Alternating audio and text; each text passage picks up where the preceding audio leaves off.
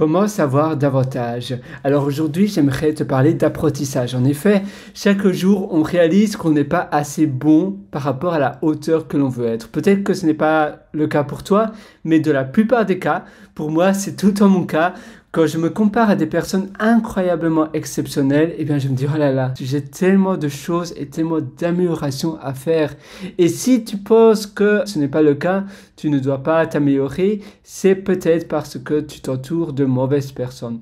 Challenge-toi et entoure-toi de personnes 1000 fois mieux. Parfois, c'est de mode de déménager. Parfois, l'endroit où tu habites n'est pas idéal par rapport à la personne que tu veux devenir. Si tu es super accro à tout ce qui est technologie et que tu as envie d'être un CTO exceptionnel, eh bien, va déménage dans la Silicon Valley ou bien déménage dans d'autres endroits où la tech est super avancée. Mais si tu restes dans ta petite ville de province, eh bien tu vas croire que tu es le meilleur et en réalité tu es peut-être tout en bas de l'échelle.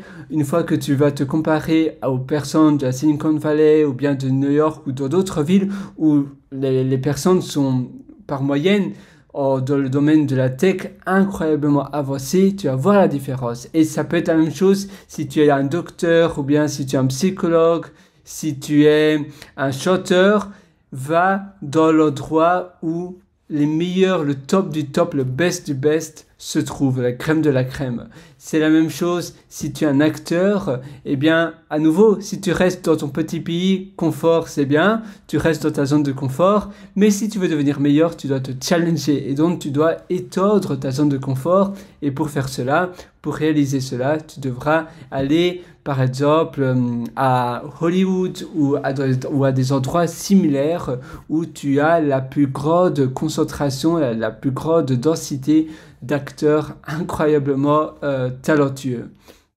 Et c'est la même chose pour tout. Par contre, tu peux le faire aussi via Internet. Tu peux apprendre des choses, des mimiques et autres grâce à la puissance du web.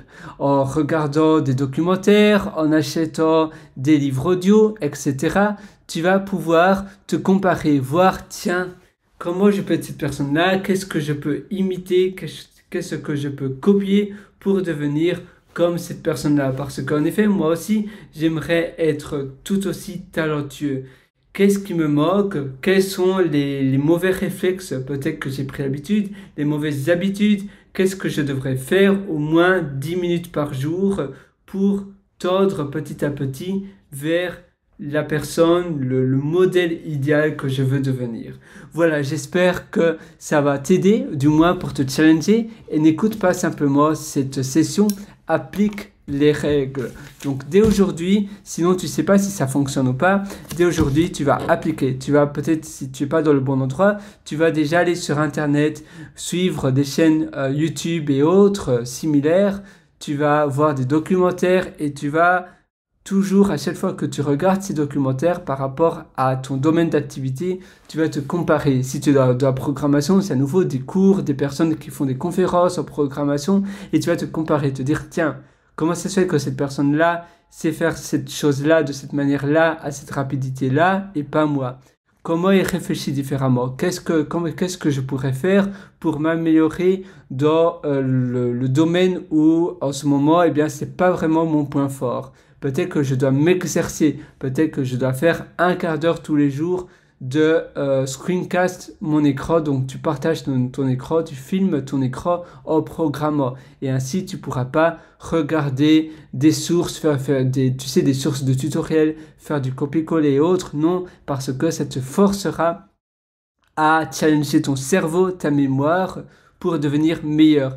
La même chose pour l'élocution, si tu veux t'améliorer dans l'élocution, si tu veux être un speaker très connu, un conférencier connu, tu dois t'inspirer des personnes comme Brian Tracy et autres, tu dois aller voir des conférences, tu dois, même sur Internet, il n'y a pas trop l'excuse, tu te dis non mais c'est loin, aujourd'hui je ne peux pas aller voir une conférence, c'est impossible, mais alors tu peux directement aller sur Internet et à nouveau, mets sur pause, compare-toi. Dis-toi, tiens, comment je pourrais faire cela? Regarde-toi aussi devant le miroir, c'est important. Donc, tu vois, là, tu vas te regarder devant le miroir, tu vas te dire, tiens, qu'est-ce que je pourrais faire de différent pour améliorer ma tenue, ma posture. Peut-être que je ne me tiens pas suffisamment bien, peut-être que ce sont des croyances limitantes et je dois changer ces croyances limitantes. En effet, la seule limite que tu as, c'est celle dans ta tête, donc tu dois changer cela pour améliorer petit à petit.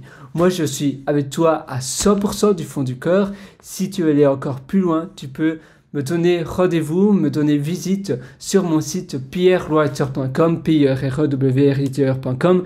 Là-dessus, tu trouveras aussi un atelier que je t'ai concocté spécialement pour toi qui s'appelle Belle Vie.